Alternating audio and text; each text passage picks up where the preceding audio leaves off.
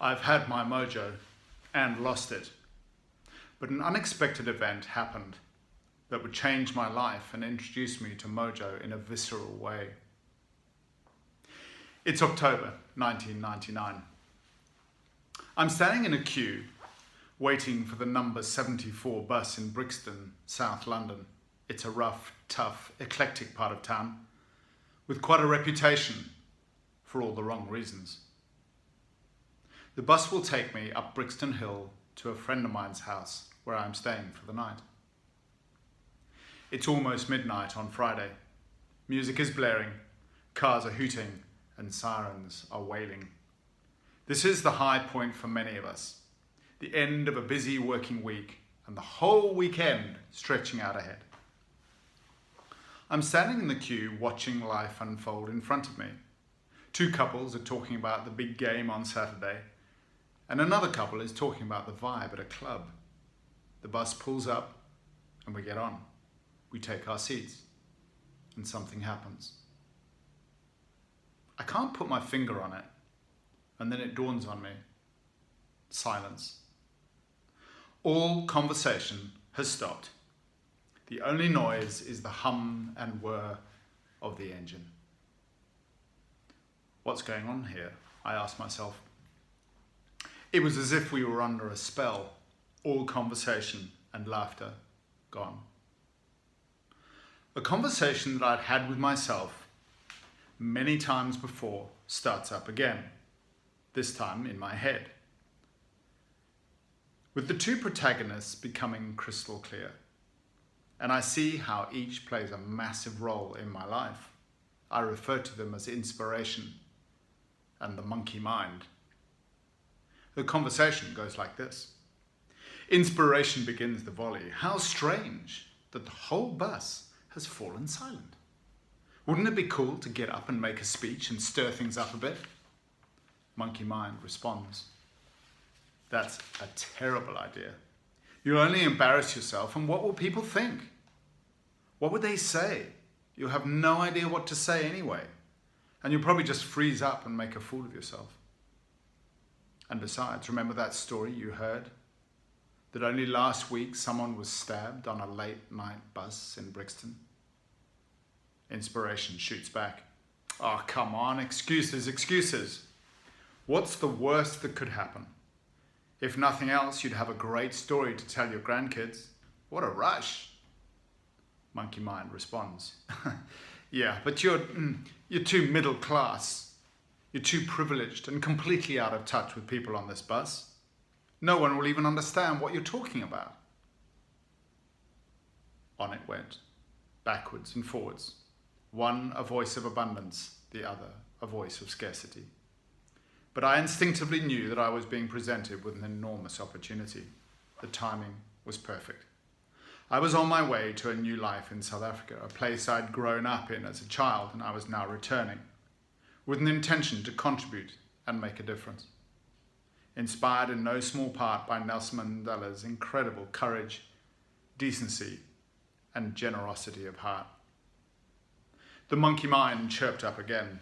Yeah, but he's Nelson Mandela. Who are you? And besides, you're on a bus in London, 6,000 miles away from South Africa. Nice one.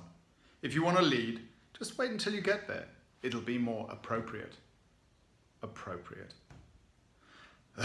I noticed how my monkey mind threw out that word as a smart excuse to stay safe, maintain the status quo, and avoid risk at all costs.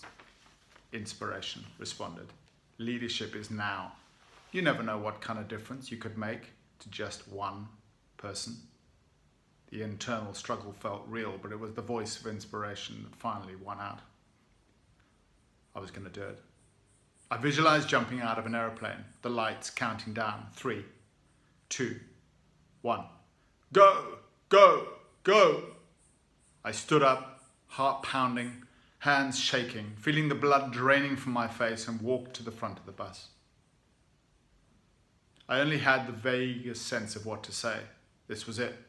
I knew I would never get this moment, this opportunity again. I got to the front and turned round to see a sea of faces. I now felt like I joined the ranks of the insane.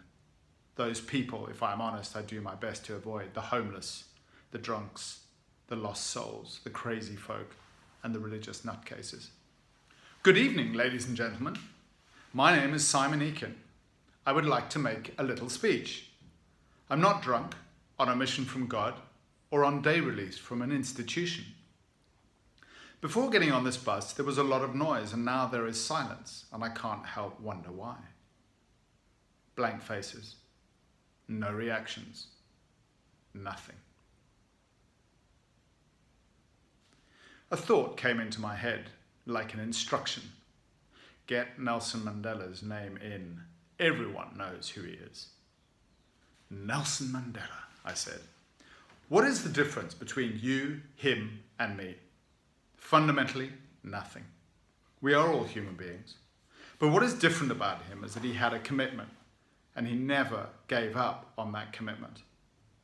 But most of us don't have a clue about commitment, do we? We start a relationship and it gets hard, so we move on.